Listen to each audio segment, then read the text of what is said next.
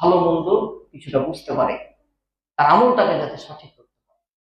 দুঃখজনক হলেও সত্য, শিক্ষার এত দাম, এত গুরুত্ব, এত ফজিলত, যারাই শিক্ষা অর্জন করে তারাই সর্বোচ্চ সম্মানের জায়গায় দুনিয়া এবং পরকালে থাকে।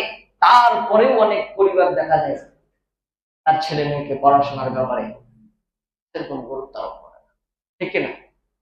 50 টাকাও যদি চায়, কারো ছেলে পড়তে চায়, কোন পরিবারের মেয়ে আছে পড়তে চায়, তবে পড়তে দিবে, পড়াশোনা করার দরকার, আগে চাকরির কথা। জ্ঞান অর্জন করলে যে তার লাইফ স্টাইল আলাদাই হয়ে যাবে, এমনিতেই সে উন্নতি করবে, বিভিন্ন বুদ্ধি হয়ে সে যে কোনো কাজে যাবে, সফলতা অর্জন করবে, সফল হবে।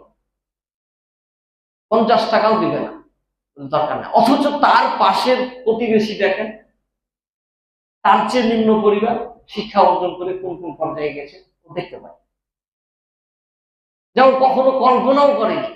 ওটা দেখে হলেও তো তাদেরকে উৎসাহ দেওয়া উচিত ছিল, তাদেরকে হেল্প করা দরকার ছিল। ভাইরা আমার, শিক্ষা যদি অর্জন করেন, শিক্ষার প্রতি যদি গুরুত্ব দেন, রব্বুল আলামিন আপনাকে আমাকে ইহকালেও সম্মানিত করবেন, পরকালেও সর্বোচ্চ সম্মানের জায়গায় বসিয়ে দিবেন।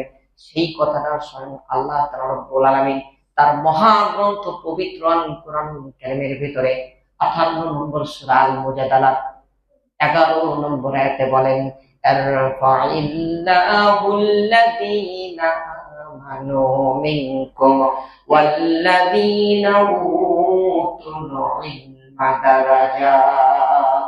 সুবহানাল্লাহ বলেন।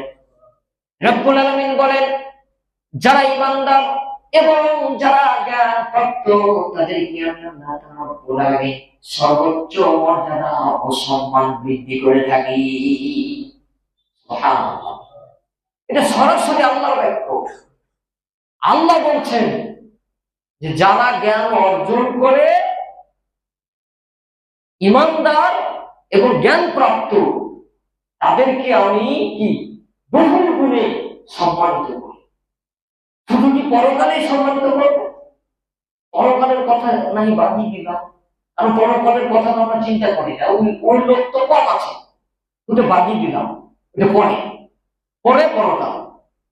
কিন্তু এই দুনিয়াতে আপনি দেখেন যারা শিক্ষা অর্জন করছে, শিক্ষার প্রতি গুরুত্ব দিতে, এদের কি মান মর্যাদা কম? আপনি দেখেন তাদের মান মর্যাদা কম না। ইসলামিক